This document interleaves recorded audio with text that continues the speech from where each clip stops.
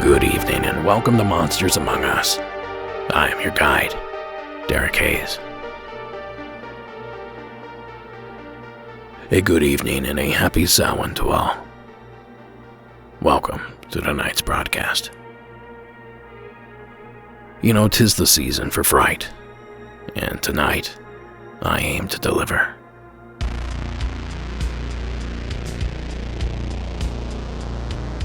For it's this time of year that it's said, the veil is the thinnest. Where ghosts, goblins, and witches are believed to roam freely in our realm. And these are the nights to be feared. The days of basking in the sun's rays are behind us. And now every evening grows just a little colder and longer than the last. And these are the days of monsters. Creatures in the woods and ghosts in our homes. And it's in the home that we begin tonight's trick-or-treat. And the first house on our path belongs to Sandra from the state of Michigan. So what do you say, Sandra? Trick or a treat? Hi, this is Sandra calling from Forest Township, a heavily wooded area of lower Michigan. My husband and I decided to take on a project of restoring and reviving an old 1800s farmhouse that had been abandoned. No one had lived in it since the 80s, so it was a lot of dirt, a lot of animal debris. Everything was stripped. Not a light fixture, not one curtain rod, but the structure of the home was beautiful. Hardwood floors, high ceilings, several fireplaces, just a real beautiful piece of work that had started in the early 1800s and been added on up until the 1950s. So we're looking at, 7 bedrooms and 2 living rooms and a couple of kitchens and a couple of dining rooms and just a big, beautiful home that had been neglected for so many years. It was just sad. Well, we decided to take on the project, and this meant ripping down walls, rebuilding the roof, replacing all the wiring. There was no water. There was no electricity. Nothing was safe when we moved in. We basically had a shell to start with. And what has happened is a lot of spiritual activity. I say a prayer, I light some sage, I walk around, I talk out loud. I tell the spirits that we're going to make the home beautiful and bring it back to its own glory, and don't worry about us. We're going to make it better. We're not here to hurt anyone. We're here to help. So we had the usual creaks and moans and, doors slamming, things dropping, a lot of things falling and not being where we set them the night before when we came back the next day. So we just figured that's just what we're going to live with. That's fine. We're big Halloween enthusiasts, and we love decorating and celebrating Halloween, so we embraced the idea of the haunted house in the neighborhood. Until I had one very bad experience. One of the sections of the wings of the house, I call the west side, has the original homestead, then a section that has a bathroom. You walk through one bedroom and then continue on into another bedroom. They both have walk-in closets that go back around the other side of the house, and that leads to our master, which is at the north side of the house.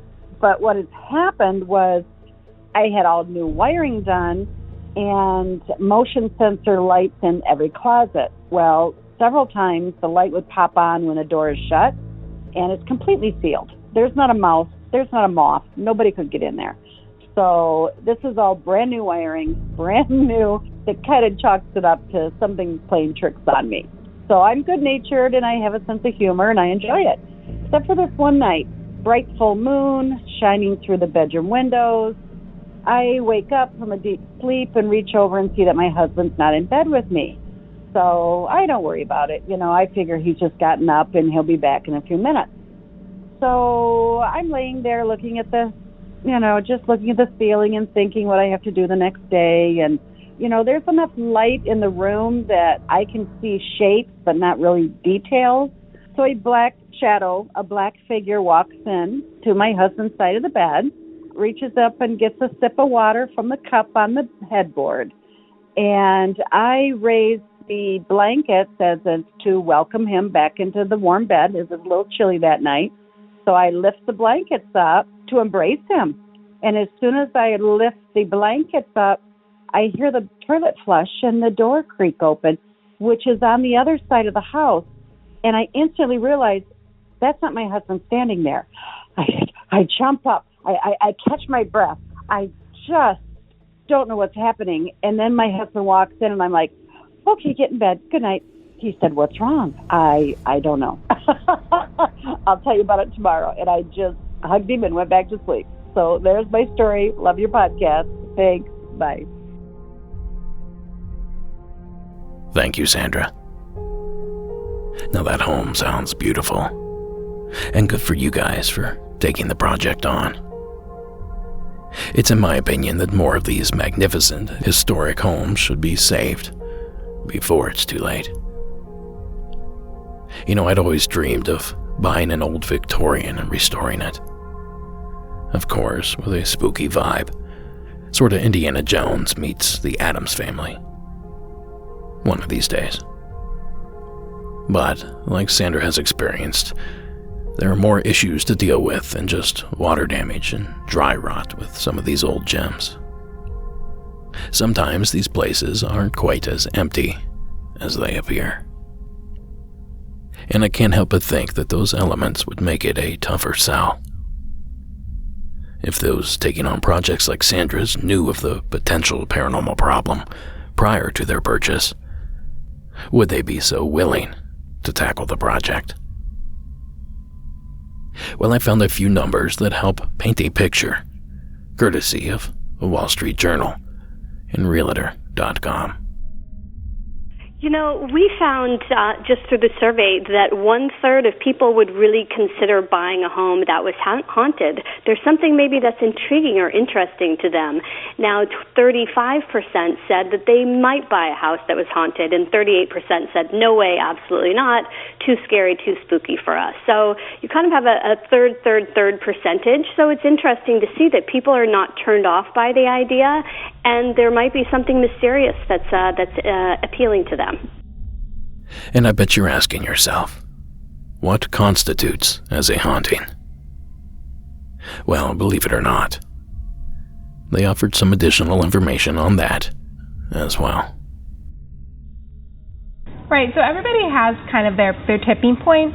75% of people said levitating objects. If a house was known to have levitating objects, that would turn them off immediately. Right. But more people are more understanding of warm and cold spots or strange noises. Again, everyone has their own kind of definition of what constitutes a house as haunted. They're throwing in ghost sightings there. I mean, some people actually feel comforted if it's, a house maybe that one of their ancestors had passed, where they feel like there's spirits that could be good karma, but they have to know the ghosts, I guess. Right. You got to have an in with the ghost. Yeah, that touches on an interesting point that some people do seek these properties out.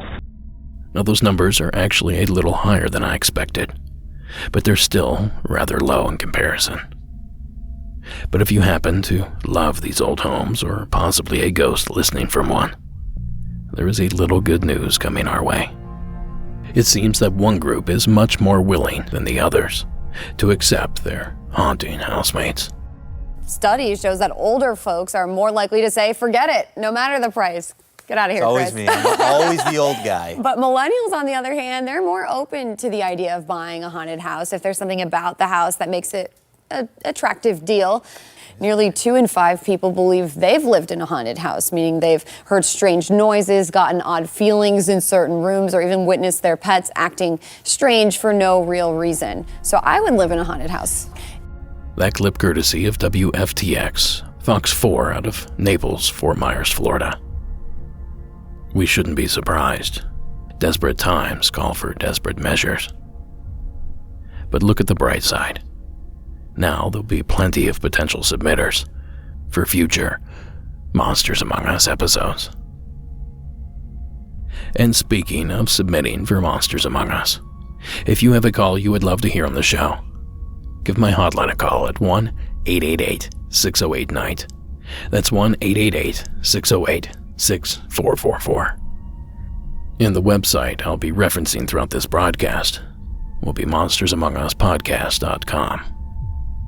If you click on the Report Your Sightings tab, you'll find a slew of other submission options. Oh, and I forgot to mention this on last week's Grab Bag episode. Thanks to literally dozens of astute listeners, we may just have solved the mystery of Mary's yellow slug. And unfortunately, it wasn't the spadefoot that I suggested. The caterpillar of the spice bush swallowtail butterfly not only matches the description perfectly, but also lives in the eastern U.S. and even rocks back and forth in an attempt to mimic a coiled snake. Now I linked to a page one of the amazing listeners sent over. Go take a look. I promise it'll convince you as well. And a huge thanks to all those that wrote in with suggestions. I'm not gonna lie, I felt a little foolish missing the mark on that one. I guess I need to step up my game. Tonight's show is brought to you by SaneBox. As you may imagine, I get a lot of emails. The fact is, we all do. Inbox zero is a thing of the past. We're also overwhelmed with emails. It's no longer about responding to everything. It's about responding only to the important things, the messages that just can't wait. And that's where SaneBox comes in.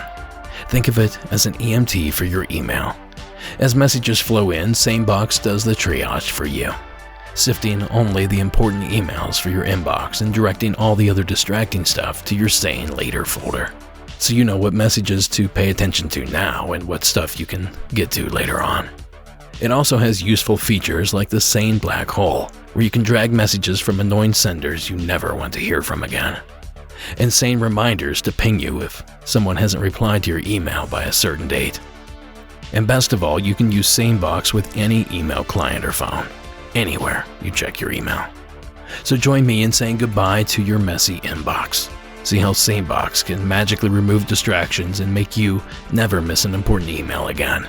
Do so with a free 2-week trial plus a $25 credit exclusively for Monsters Among Us listeners.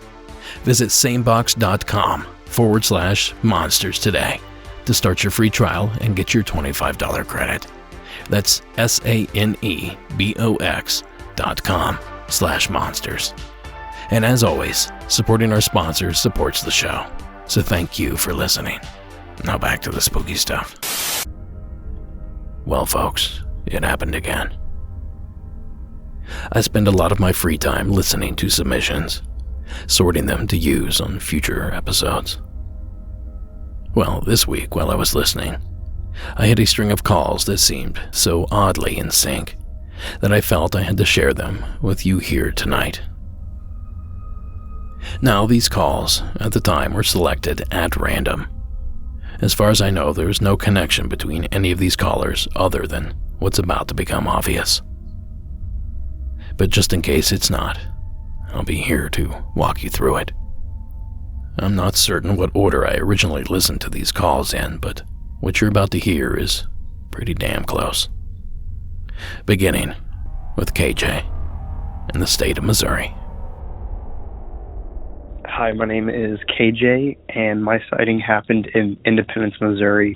I was leaving my girlfriend's house around probably 12:30 at night one night, and I'm heading back home. And I'm leaving, and it's like misting out. It's like not raining too bad, but I could clearly see what was on the road. And their driveway is a long gravel driveway, And as you reach the tree line to get back onto the main road and get on the highway, it was a creature that was sitting by a fence. And at first I didn't know what it was. It looked like a horse from the distance I was coming from. And by the time I reached it, it was a horse. And it didn't look ordinary. It was all black, but it didn't have an eye. It had an eye missing, and there's just stuff hanging off of it, and there was pieces of its body missing. And the only way I can describe it as is like a zombie horse. And when I left, I immediately called my girlfriend and was asking, like, do your neighbors have horses? Do they have livestock anywhere near? Because I was very freaked out. And by the time I reached the main highway, I was convinced it was something. I heard the show.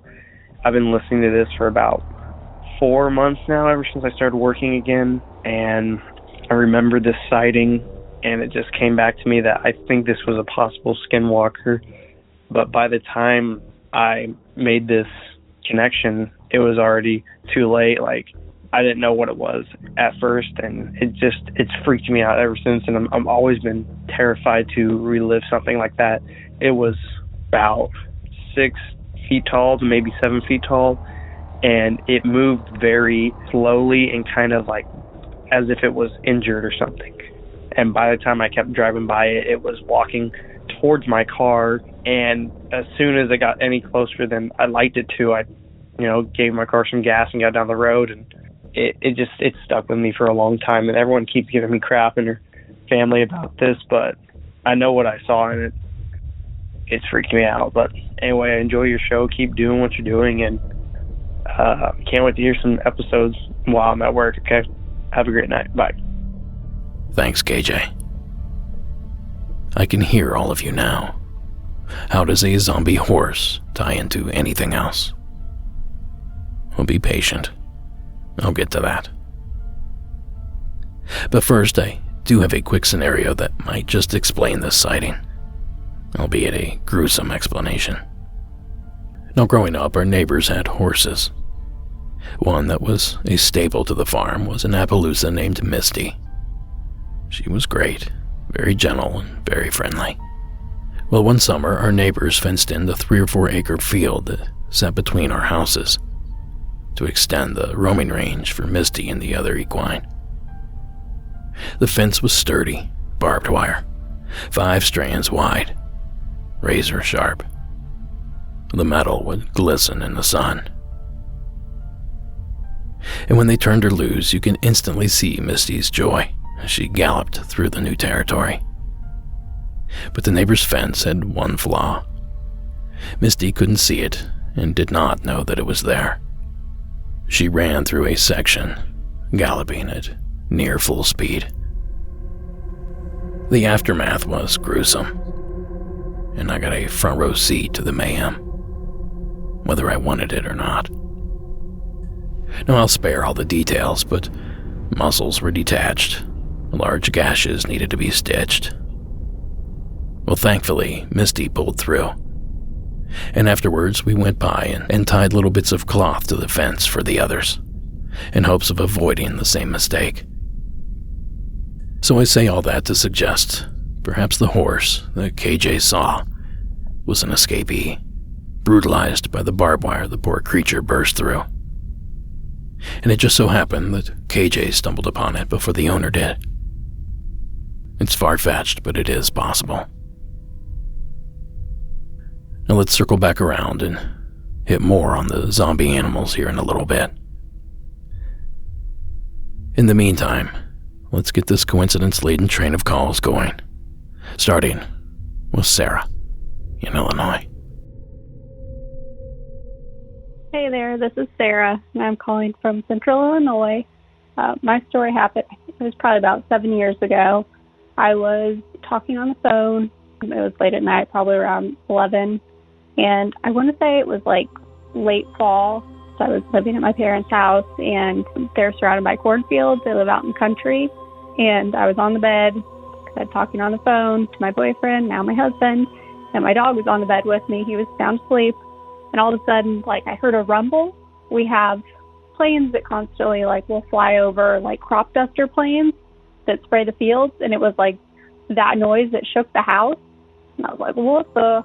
So my dog, it woke him up, and then all of a sudden there was a light shining in my window, like as if somebody shone a searchlight in my window, which my curtains were drawn, so it was strong enough to like shine through my curtains. And I got through my pants, so I was super scared, and I waited about a minute to get up the nerve to actually walk to my window and look out. And when I looked out, which my window faced the cornfield, I could see something like light out in the field, like quite a bit like off into the distance at that time. But I couldn't really tell what it was. And I mean, there was no reason for, like I said, we have like crop dusting planes that will fly over during the day, but there was no reason for them to be out that late at night, and definitely not like shining a light in my window like that, because yeah, it was weird. I guess, like I said, could have been a plane, but freaked me out, and I had a very hard time going back to bed. I literally went and woke my parents up, and I was like, I just saw something. And of course my boyfriend was not with me, and he couldn't do anything, but it was weird. And my dog, like I said, it woke him up, so it was definitely enough of a rumble to actually wake a dog that was sound asleep. So yeah, that's what I got for you. Thanks. Thank you, Sarah. I know. A rumble and a light in the window. Creepy for Sarah, but par for the course for this program. But soon after, I heard this one from Derek in Canada. Hi, Derek. My name is Derek. I'm in Ontario, Canada. I'm 43 years old. Back when I was about 10 years old, we lived on a hobby farm in southwestern Ontario, about 8 acres of land. And one night I was in bed, and I had a window at the foot of my bed. I was on the top of a bunk bed. There was a window at the foot of my bed. And I looked out there, and there was a face of a wolf looking at me. And it was kind of had a growling, had its teeth bared, and I was absolutely terrified. I just jumped up and pulled down the blind and was scared out of my wits.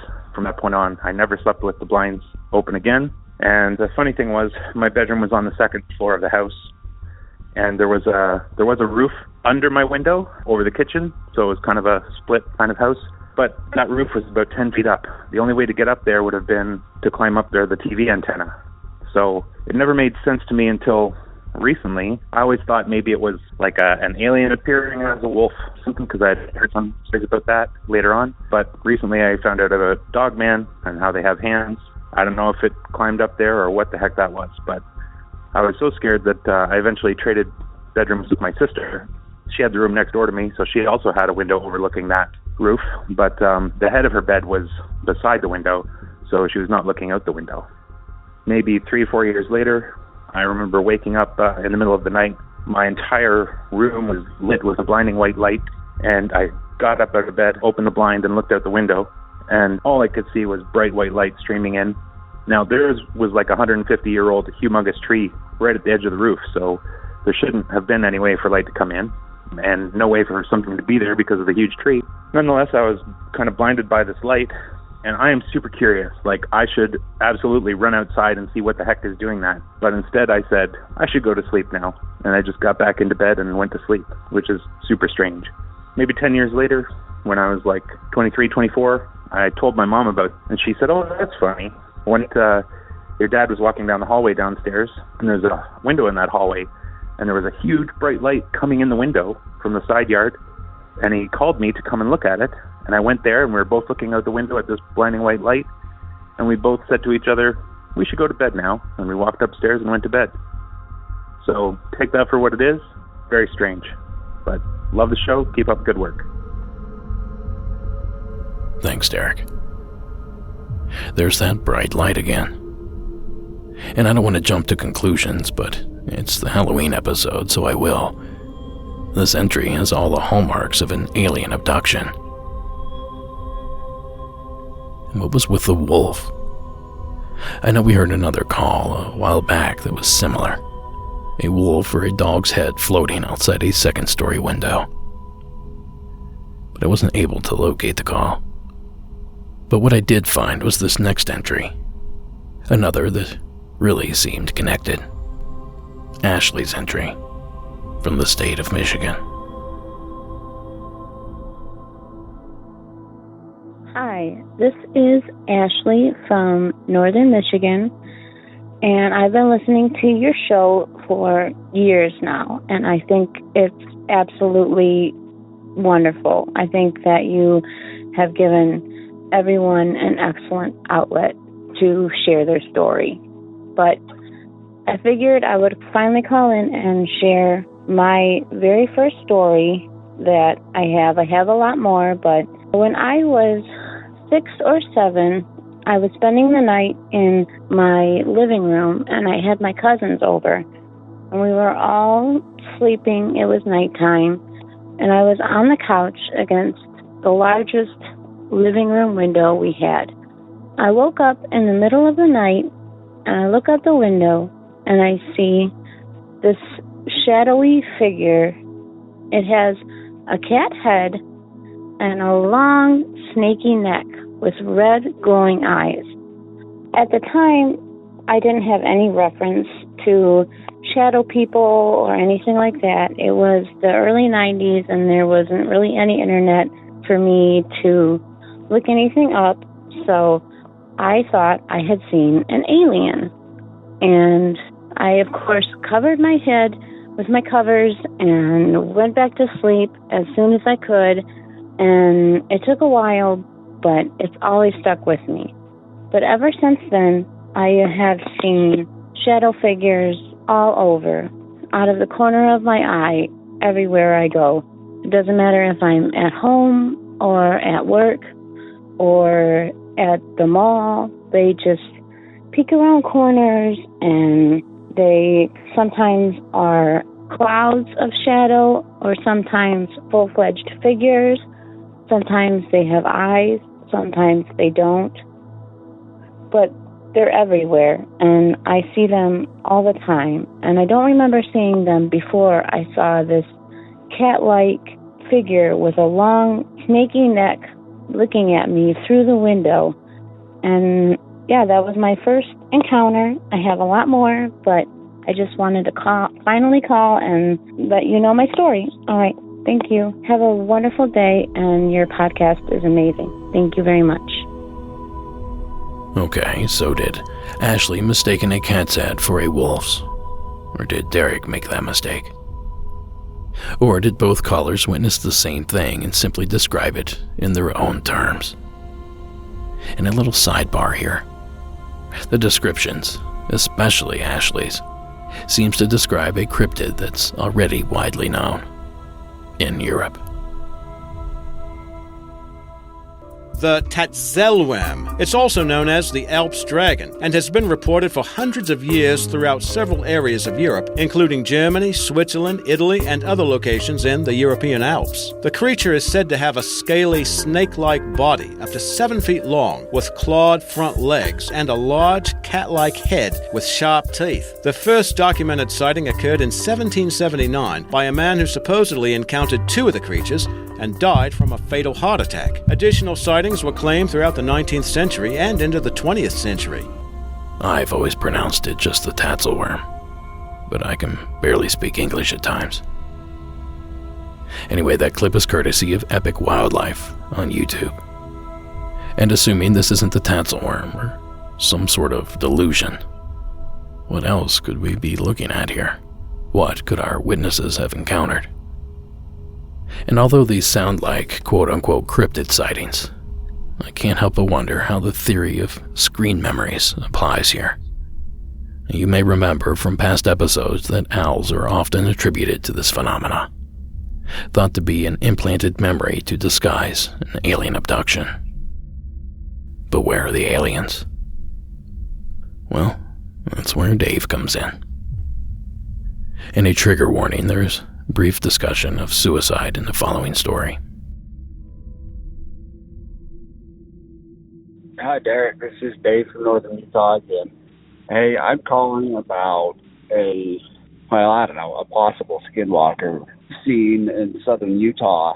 And before I start, I want to preface that relatively close to this event, which happened on April 8th or 9th, the Saturday. It's the 14th right now. It's a Thursday, so the Saturday before this, whatever that would be. And to preface, my wife is part of an organization to help people that are lost, and she unfortunately found a young woman who had taken her own life due to hanging. I mean, this was very recent, within the last month, and my wife's a very timid lady, so that scarred her a little bit, and that comes later in the story. So we decided to take a trip to Kanab, Utah, which is about 6 hours south of where I live. And our first stop was the Coral Pink Sand Dune. I can't remember if it's a national or state park. Anyway, we decided to camp just outside of it on the road that goes to it. So we took our 2 dogs and we went down there and we found a little camp spot just off the road, and it's sandy. So we were driving through the sand and found a spot to camp, and so we were setting up the tent, and we were having a hard time because there was also sandstone, so getting the tent staked down was hard. And we just had our 2 dogs on a lunge line in the shade. And so as we left, we left to go hiking. We picked up the lunge line, and I guess I need to be more specific. We got there about 2:30 in the afternoon on Saturday. We'd gotten a late start, and so we were there later. Anyway, so it was probably about 3:30, 4 o'clock when we left to go hike. I went to just roll up this 30-foot lunge line that we had the dogs tethered with, and as I was wrapping it up, coiling it up like a garden hose, I went to put it on a branch just to leave it there, and I blinked, and like in the blink of my eye, I saw the image of this lunge line in a noose hanging over our tent, and that freaked me, but I accounted it to blinking and just seeing like the black spots as you blink, but like it was an image that I saw. And after that, I just had this kind of eerie gut feeling in my stomach. And so me and my wife, we went hiking, and it's about 9 o'clock that night on Saturday, and we stopped to get gas before we headed back to the camp because we were planning on getting up and leaving in the morning after going to the sand dunes and sledding and whatnot. But as I was getting gas, this eerie feeling in my gut just kept driving at me so much that it kind of made me sick. And so after going to the bathroom to try to get over this feeling in my gut, I went back to the car and I kind of zoned out for a sec, just like thinking to myself that we shouldn't be where we are, we need to just leave. And my wife asked me, and she's like, what's going on? And so I just told her, I said, we need to leave. I have this feeling in my gut that we just need to leave. And she looked at me and said, you know what? I have had the exact same feeling. She's like, I don't know what it is, and neither of us do, but we were like, we just need to leave. So after some time and thought, and we were spiritual people, so we had prayer, and we decided that, yes, ultimately at 10 o'clock at night, we would pack the camp up and just leave. But we were both so scared that we decided that we would just collapse the tent, roll it up, and just shove it in the back of the car and go. Anyway, so as we were driving back to the campsite, the eerie feeling grew it just got worse and worse and worse. And we contemplated just leaving the tent and coming back for it in the daylight because going to it in the dark was rough. Because both of us were kind of nervous, and we're both super adventurous people. I'm a hunter and packing out game. I've been stalked by mountain lions, bears, wolves. I've been charged by animals in the dark, so it doesn't bother me, but I did not want to go be out picking this tent up in the dark. We decided to pick up the tent anyway, but as we pulled up to the tent, the only thing that was different was probably a quarter mile down this sand road, which was really, it was sand on top of sandstone. As I was saying before, we had a hard time getting the tent staked, which it had to be. It was a spring bar, so if you don't take the corners, it doesn't stay put out. The only thing that was different, though, was there was a camper right off the road, parked in the tree off the main road, on the road that we were camped on. And like I said, it was just dark, and this was an older, eerie-looking camper, which just added to the hype and suspense a little bit. Anyway, we got there, and we shone the headlights on the car, which wasn't my favorite idea. I didn't want to blind myself with the lights of the car, but at the same time, headlamps just didn't feel like the right idea. I don't know why. We both agreed that we wouldn't use headlamps to take the tent down. We'd use the car lights. So we untied the tent because I had tied it to a couple smaller trees, and so our campsite was really secluded. You couldn't see it from the road. We were maybe 500 feet off the road, but you couldn't see it from the road. And it was just big enough that the lights of our car, which was a 2006 CRV, so not the best headlights, but not the worst, the headlights barely illuminated the whole thing, so it was a good size. So we started collapsing the tent. We went inside, rolled all the sleeping bags, and just grabbed our bag, and we just threw that in the car. And then we collapsed the tent, and we were doing this process took it all of 5 minutes. Like I said, the spring bar comes down super fast and easy. And then we collapsed the tent and rolled it up and shoved it in. And so it was just a super crystal clear night. But right above where we were, which was in the middle of nowhere, you couldn't see the stars. Like literally right above us, it seemed like there was black sky. And then just on the outside of our perimeter, you could see the stars again. And like I said, the eerie feeling for both of us was just there the whole time. But my wife went and picked up the lunge line, and me and her went everywhere together. So she grabbed the line off the tree, and we got in the car. And at this point, I haven't mentioned anything to her about seeing the noose because I didn't want to make her upset about this young woman who had taken her life previous. Anyway, we started driving home, and about 10 miles into the trip, we started to feel watched. And so I was watching everything, kind of going into paranoia mode. And I could see these eyes just at the edge of the lights of the car coming up. And I was like, okay. And they were low slunk to the ground. And as we passed, I was having a hard time making out what it was. But whatever it was just seemed huge.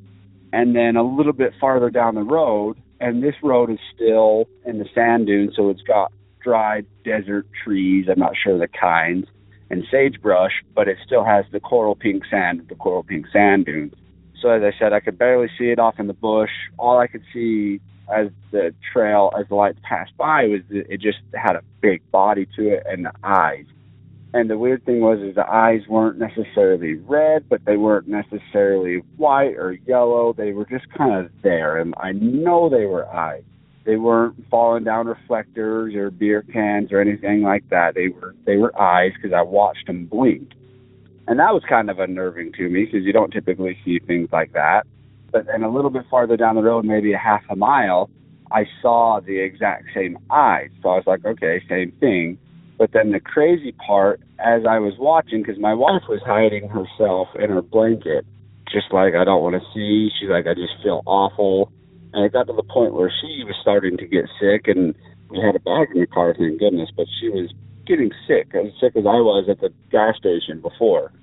Anyway, so we're approaching these other sets of eyes, and as I said, I was like, okay, same creature and whatnot. But as we drew closer, the eyes stood up, and like I said, the moon and the stars, it was just bright enough that I could see a figure stand up, and I saw it just turn and bolt.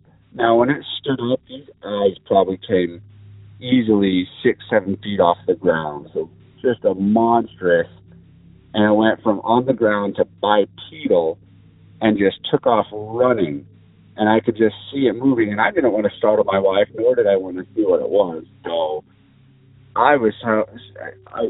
it blew my mind.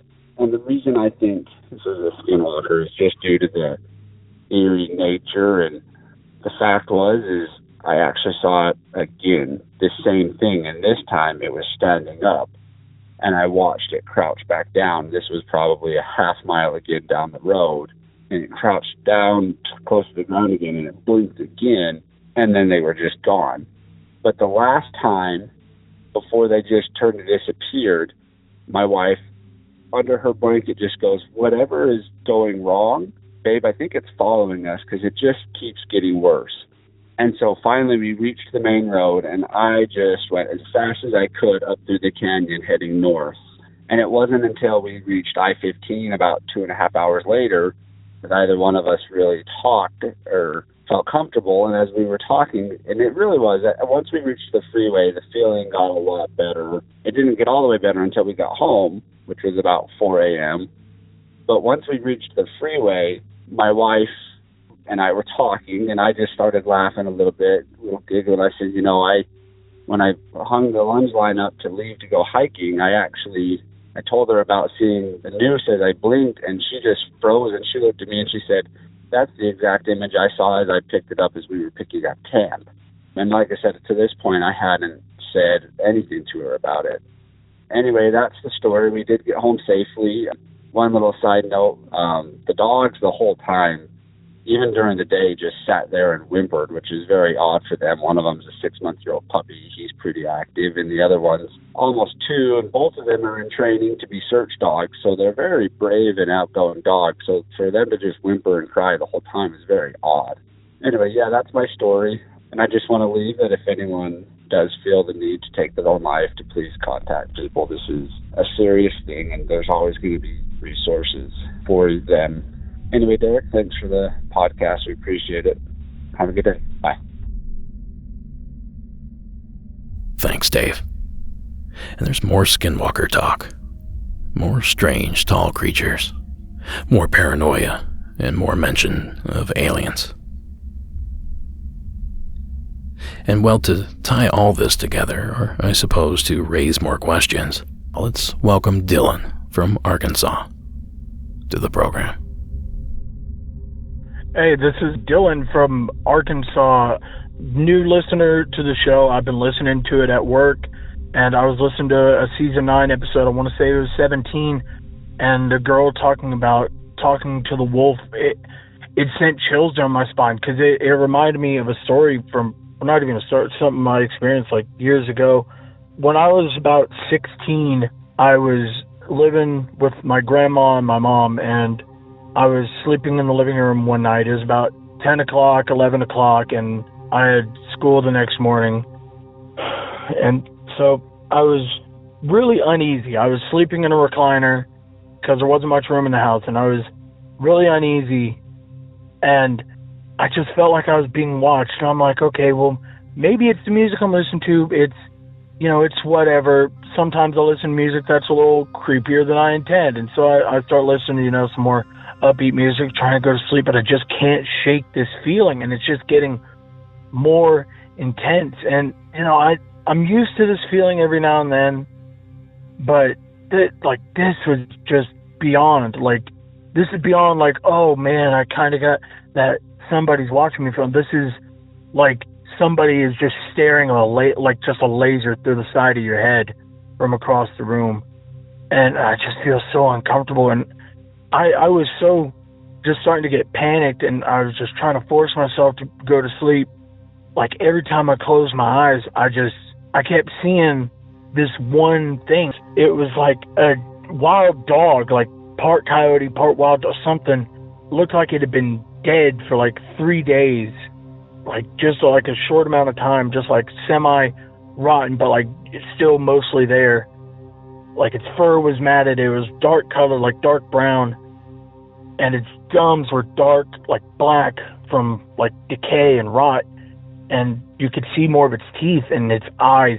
Its eyes were, I didn't know how to describe it at the time, but magma. It was that intense, vivid, reddish yellow, whatever you want to, just not the reflection of an animal's eyes, but just something just so intensely just vivid. And every time I closed my eyes, that's all I could see. And I just felt this presence in the room, and it was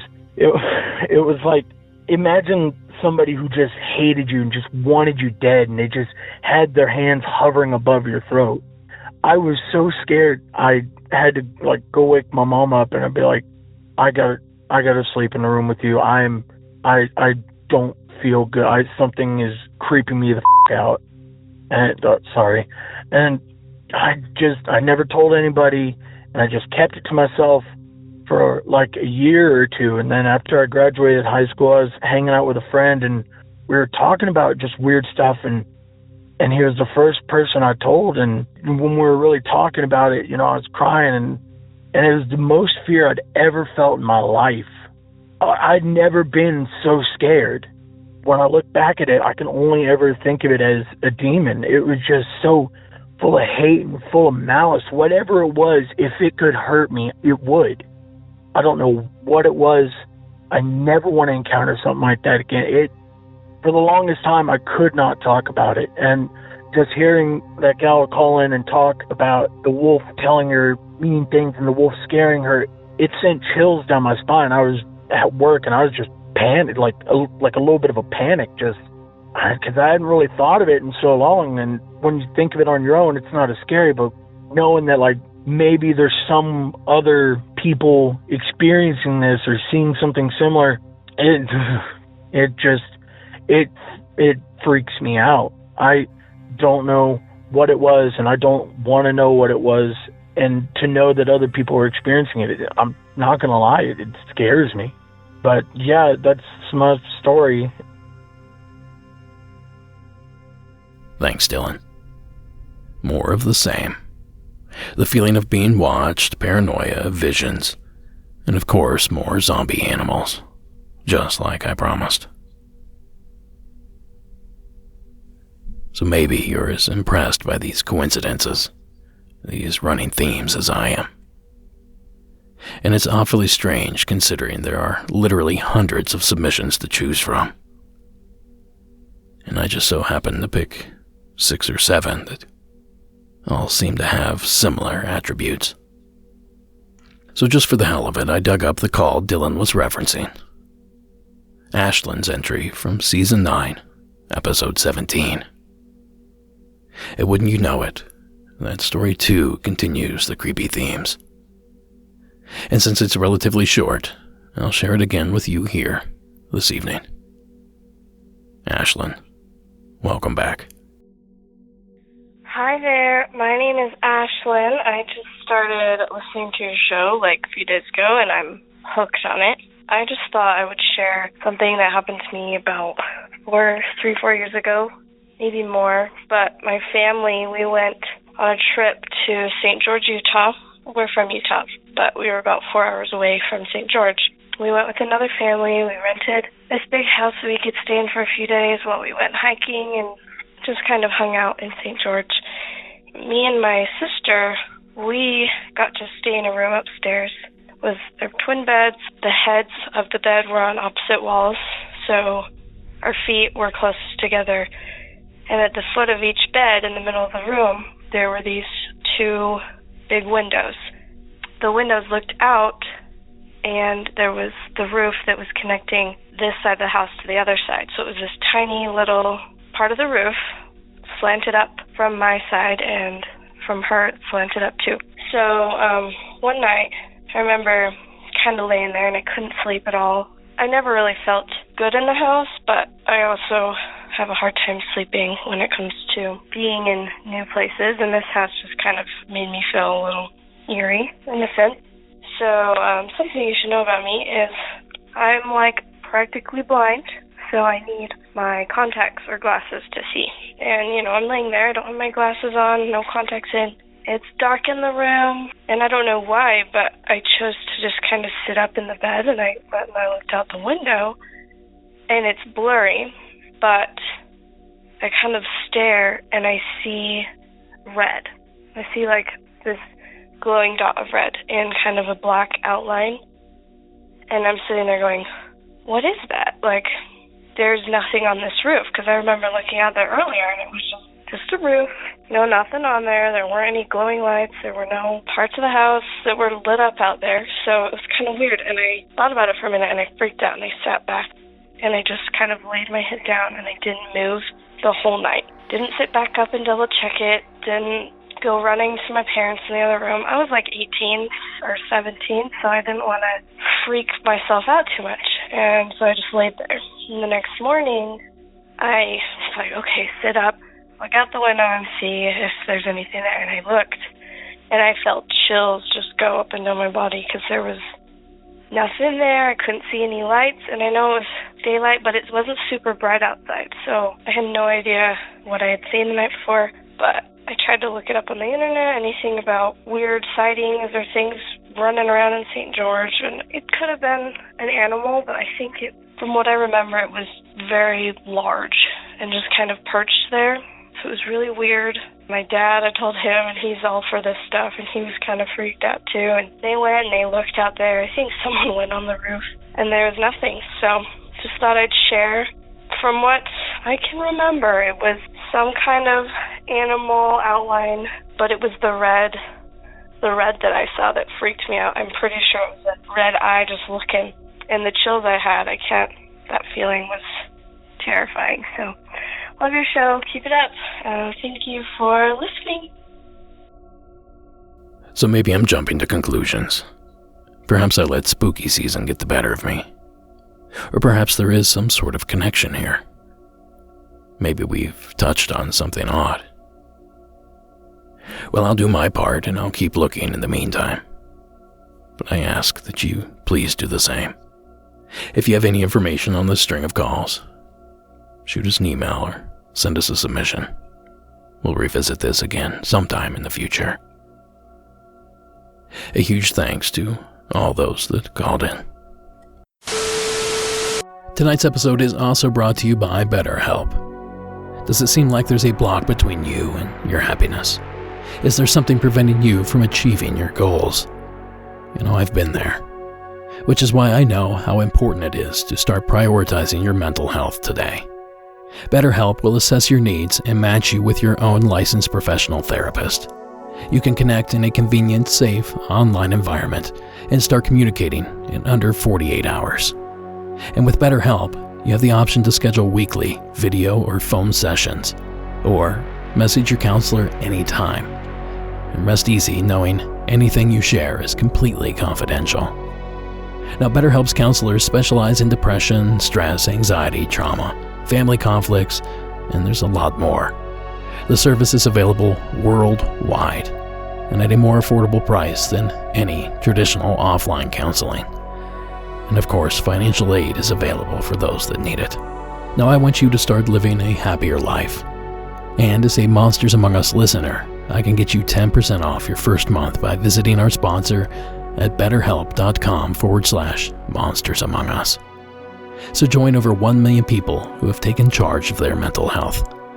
Again, that's BetterHelp, HELP.com/monstersamongus. Now you know it, supporting our sponsors supports the show.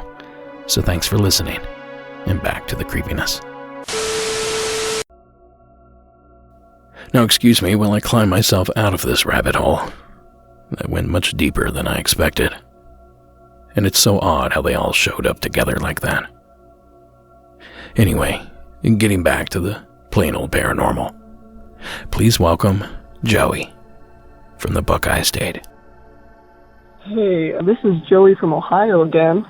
I was calling because we recently, me and my partner and our roommate recently moved into a new house.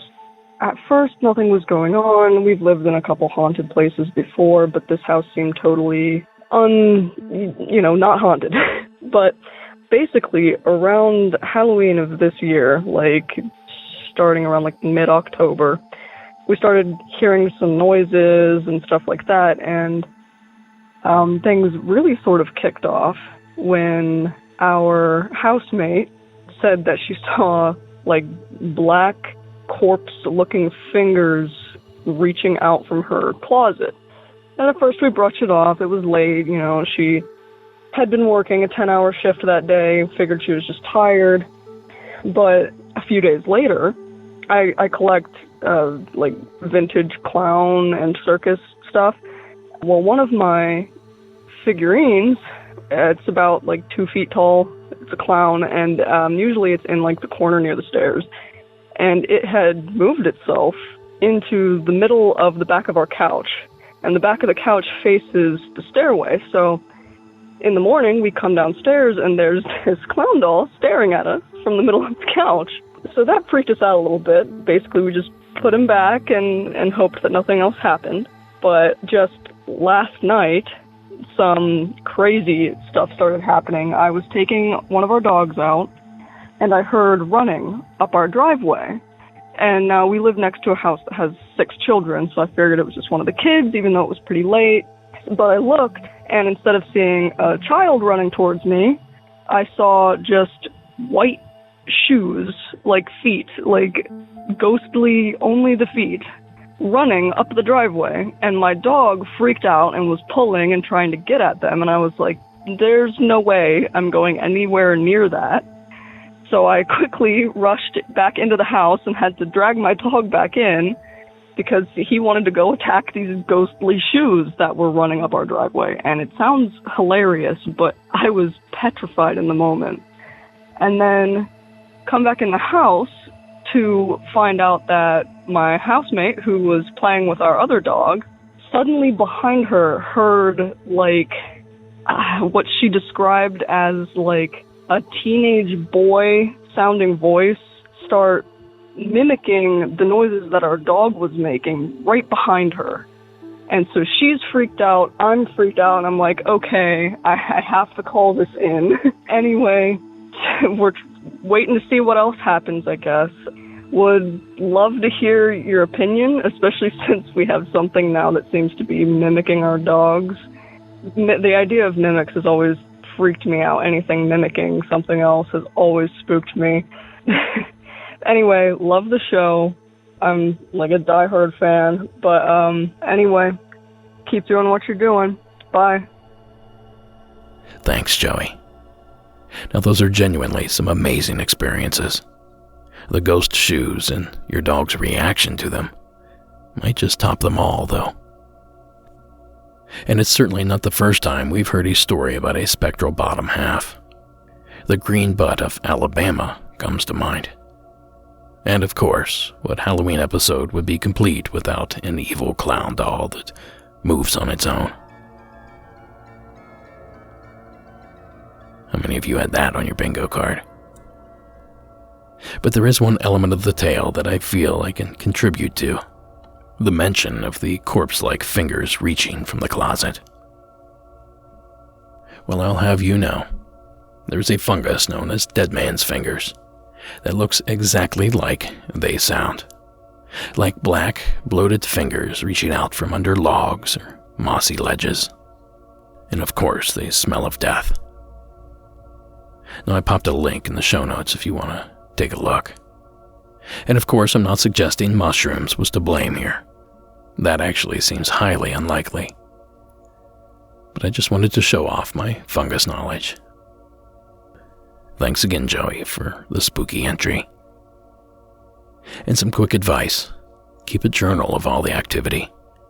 Look for patterns. Look for repeat phenomena. Patterns equal predictability, and predictability equals sense of mind and possibly some good evidence. Now, before I hit up this last entry, why don't you follow us on Patreon? $4 a month gets you tons of bonus content. And you can pick up some merch at monstersamonguspodcast.com/shop.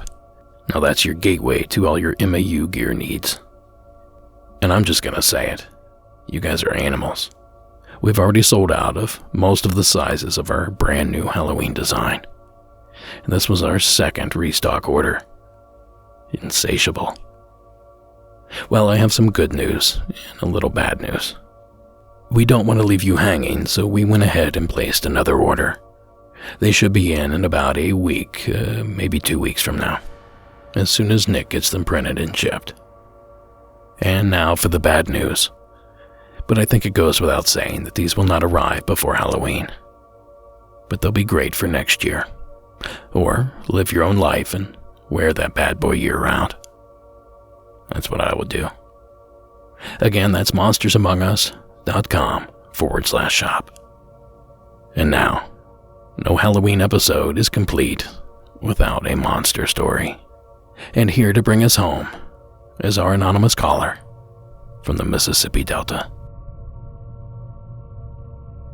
Hey, I'm sorry I'm a little bit sick. I'm going to keep my name anonymous. This took place in Mississippi, 2007. I was much younger.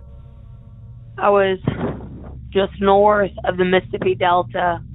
My dad and I were driving late at night down a particular highway, and all of a sudden, this bipedal creature walked across the road in front of our vehicle, dragging its arms.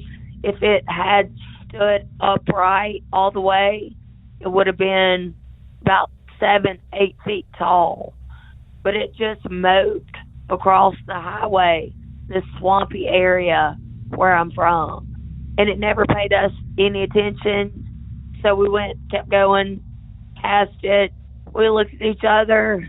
I cried, just broke out in tears. I was so scared. Like I said, this would have been 2007. And my father and I have never spoken about this since. And to this day, when I think about it, it gives me chills. I can vividly see this creature walk across this highway in this swampy area where I'm from, just north of the Mississippi Delta, dragging its arms, moping across the 2-lane highway, not paying us any attention. I don't know. You know, I believe it was some type of Bigfoot, swamp ape, etc. Thank you so much. I love your podcast. Please keep doing what you do. Thank you so much. That's great stuff. Thank you, caller. Now, I think it's safe to call this a skunk ape encounter. But if we want to get extremely region-specific, there's another name we might have to go by. The Chattawa Monster of Mississippi. But people have been talking about the Chattawa Monster for as long as anybody can remember. Well, here's what I know about it. Now, playing heavily into the legend is the old Illinois Central Railroad and the proximity it has to the Tangipahoa River and swamps. There's Kramer's Lodge, which used to have an animal sanctuary, and curiously playing prominently into the legend is the old St. Mary School. Now, as far as the monster, he's supposed to be a Bigfoot-type creature that makes noises and is glimpsed at the edge of the woods and wandering through the swamps around Chattawa. My source for much of my material about the monster is Sam McKinney, a lifelong resident of the area. He says the monster is supposed to be a big ape that escaped from a mythical circus train wreck near the Tangipahoa swamps. But people have seen something in the woods near Chattawa, so Sam says a possibility is Kramer Lodge that's supposed to have had monkeys in its animal sanctuary. Even the nuns who taught at St. Mary claim to have seen monkeys in the woods. Which brings us to St. Mary. Now, back during the time it was a school, it seems most of the claims of someone to have actually seen the big, hairy Chattawa monster were made by upperclassmen to freshmen upon their arrival, warning them not to wander too near the woods or the river, and for goodness sakes, don't try to run away back home to New Orleans or they'd never be heard of again. Now, although the creature has a name and seems to be sighted often in the area, there are many explanations to explain the legend. But what if I told you that the legend of an 8-foot-tall, bipedal, hairy giant predate train tracks, schools, and animal sanctuaries? And I'm talking a long time ago. 300 years ago, this year, a Jesuit priest was staying with the Natchez Indians when all of a sudden, there came a big scream and a noise in the woods. A ruckus. A ruckus. What scared the priest was this. Whatever it was, scared the Natchez people he was with. These are folks that live in the woods, so this was something clearly different, and they called it a monstrous beast. Well, today it'd be a Bigfoot. So this journal reference from 300 years ago in Natchez, then, is widely considered to be the first documented account of a Bigfoot encounter in North America. Now, both those prior clips courtesy of WJTV, Fox News 12 in Jackson. And I'll be honest with you, this is the first I've heard of these historic sightings. So take all that information with a grain of salt. Unless, of course, you find yourself driving down the road late this Halloween evening. The swamp and its stew of dangers just inches from the road. Stay alert. Maybe kick on those high beams. As Mac from Season 9, Episode 6 can attest, there are creatures in those woods. Creatures you do not want any part of. A huge thanks to our caller for that entry. And that's going to do it for this episode. Monsters Among Us is written and produced by me, Derek Hayes. Additional support is provided by Sarah Carter Hayes and Addie Lloyd. All audio used in this production is done so under the protection of fair use. And keep up with us on social media. You can find our accounts on Twitter, Instagram, and Facebook. And while you're on the computer, phone, or gadget, please give Monsters Among Us a nice rate and review at Apple iTunes. 5 stars and a couple kind words go a long way. And lastly, the terrifying score you heard this evening was provided by Co.ag Music and Carl Casey and White Bat Audio. Thank you so much for listening. Have the happiest of Halloweens. Stay out of trouble. And until next time.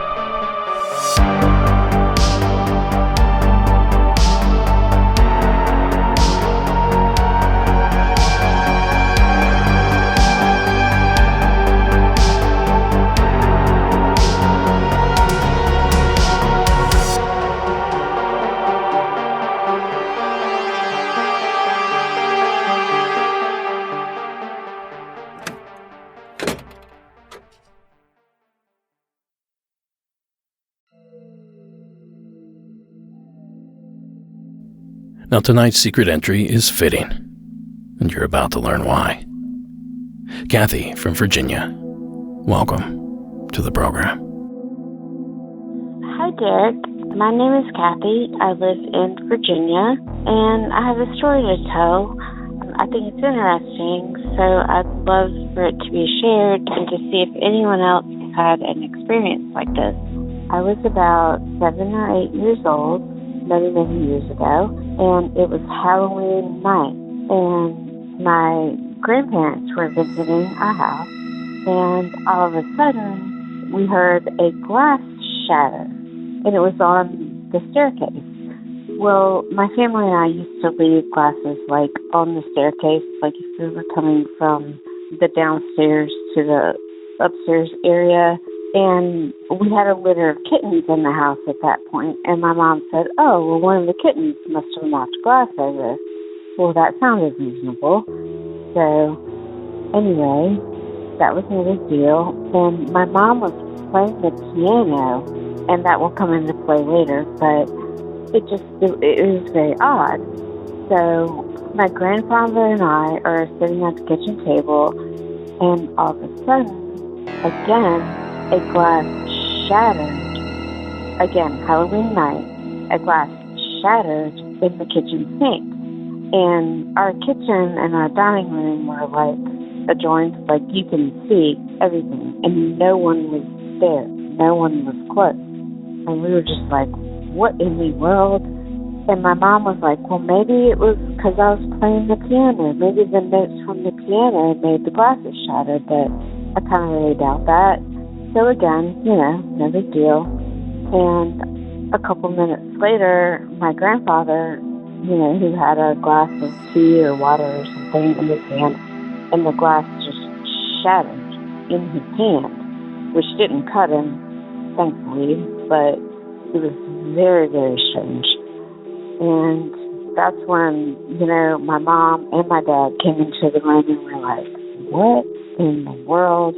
My grandfather and I were going through, my Halloween candy because we'd been trick-or-treating earlier at night. And then we heard just shattering coming from the cabinet. And we opened the cabinet and multiple glasses had just shattered spontaneously. And we have no idea why this could have happened at all. It was just very, very strange, very, very odd. And I'm just wondering if anyone else had ever had an experience like that. And I think it's odd that it happened on Halloween night when, supposedly spirits can walk the earth. There's no way our house is haunted. My parents built that house. There's just no way it's haunted. There's just no way. So it was extremely, extremely odd. And I just wanted to share that with you and hope that maybe you will share it with others and see if anyone else ever had something like this happen. And I have tried to the ends of the earth to think of a reason that this could have happened, but I can't think of one. So anyway, I appreciate you, Derek. I love the podcast, love it. I listen all the time, constantly looking for updates. But, best wishes to everyone and hope to hear from you soon. Okay, bye-bye. Thanks, Kathy. Talk about coincidence. Either that or the invisible occupants in Kathy's home have some amazing timing. Now, I did some research, and believe it or not, it is possible that sound can break glass. But the sound has to resonate at the same frequency as the glass itself. And it also has to be very loud. For sound to have broken all the glasses Kathy mentioned, several different pitches would be needed. And all would need to be so loud that there is no doubt Kathy and her family would have heard them. And further research suggests that sudden temperature changes can also cause glass to shatter. But again, those are changes that Kathy and her family should have easily noticed. So I don't know. Maybe you, dear listener, have some insight. Or maybe it's simply the spirits of Halloween, here to spread fright and fear. Thanks again, Kathy, for calling in. And thank you for hanging around to the end of the program. Again, on behalf of myself and the entire Monsters Among Us crew and family, have a safe and terrifying Halloween. Good night.